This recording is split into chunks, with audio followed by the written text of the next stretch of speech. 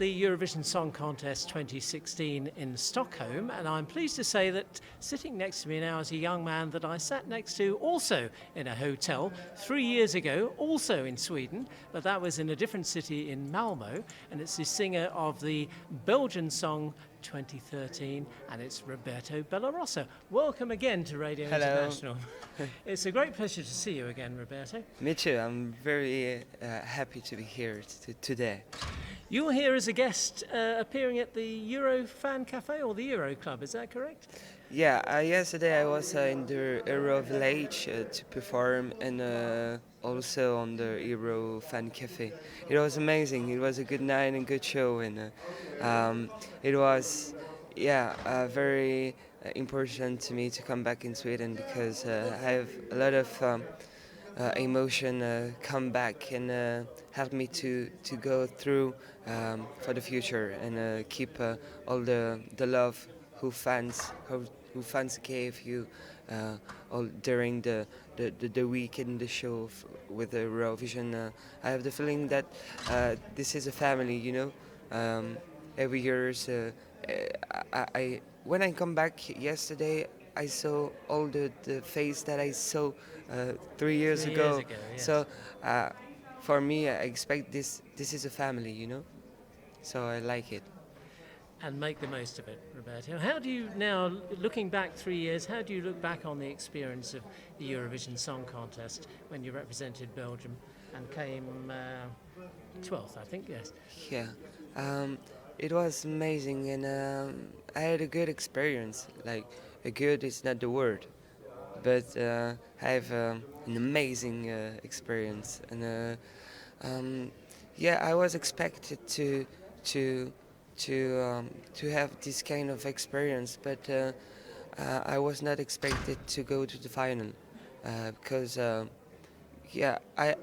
was very young, and I worked very hard to present a good show and a good perform, and today I'm very satisfied to what I did 3 years ago in Malmoe. So I think for the moment with my team I produced some powerful song to represent another time Belgium for Eurovision, and I would like to come back for the Eurovision. Well, that was going to be one of my questions. Would you consider coming back to the Eurovision Song Contest? So you've answered that one already.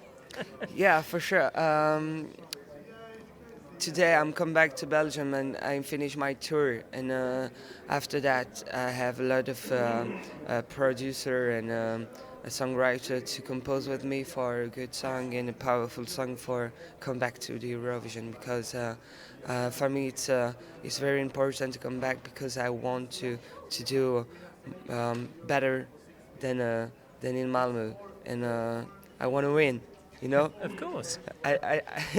So I will come back and I keep 1 year to compose something very powerful, and I keep my time.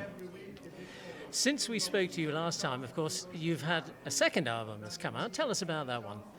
The second album is called Suite à Route. It's composed with a very great and famous artist in France, and it's called Pascal Obispo, and the album gonna go out last year, and the end of last year, and now I'm on tour with this album, and it's like a pop and pop rock songs in French, of course, and a bit of chorus in English, and I'm very satisfied about this album, but for the moment I have my mind in other way. So I released my third album himself. I produced my own song and I wrote my own song. So I'm a songwriter too. So I compose also for other artists, and I'm working with Alexander Rybak too. This is interesting. So working with a former Eurovision winner as well. This is all good news, and yeah, that kind of makes it makes it sensible that you might come back to Eurovision then, and it's all the jigsaw pieces are falling into place. Yeah, maybe. But Alexander Rybak proposed me for the Malmoe song, but it was not a good time to do it. But we met before and after the Eurovision, and now I think we should work together for a good song for Eurovision for me. You've been busy touring and making concert and festival appearances all over the place, and you just announced another concert, I think, in October. Tell us about that one. About a concert. Yes, you announced a concert the other day. I think you're doing in October. Yeah, I'm start in the February, and I'm until the end of December. So I'm very busy, and I like it because I travel around some countries and met some fans, and I'm going France, and so I'm very excited about this opportunity. And I'm very young, and I'm very thankful for what I'm had and what I have. So all the things that's happened for me, it's the fans gave me, and I'm very thankful because for 4 years ago I just live a dream. One of the things that you did, which was quite unique, I know you harnessed the power of social media and Facebook and Instagram. I saw you'd put some concert footage on, backstage before you were going on and this kind of thing. But one of the things you did when you launched your new album was that instead of the fans coming to you, you went to the fans. Tell us about that. Yeah, I want an action. I want an action for my fans because an artist gave 100% to his fans, and I don't want to my fans travel around the country for me because it's expensive. The travel is expensive, and the hotel and everything, and the album, it's very expensive. So I had an idea to go head home with home fans, and I travel around some countries in Belgium to give my album. So it was, it was a surprise for the fans, and Absolutely, yes. yeah, there were some great pictures on Facebook of them all being surprised. It was when very Roberto tired of it. Bellarosa Cool. is at their front door with his new album in his hand. Yeah, it was pretty cool. But it was cool, amazing, and a good experience. But it was very tired. Yes, you had a lot of driving to do, Roberto, I think. Yeah, I think we drive 2,000 miles. Quite a long way. Yeah. Let me just ask you, aside from Eurovision, what's the most memorable concert or festival appearance you've made since you did Eurovision, do you think? Is there one that particularly stands out? One concert you've done, or? Yeah, I come back in Sweden after the Eurovision for the Gay Pride, and it was very amazing because there was a great and a loud crowd, and all the guy was singing my song "Love Kills," and I was like, wow. Wow. It was a good And everyone emotion. knew the words, of course. Yeah, and it was a good emotion and good feelings.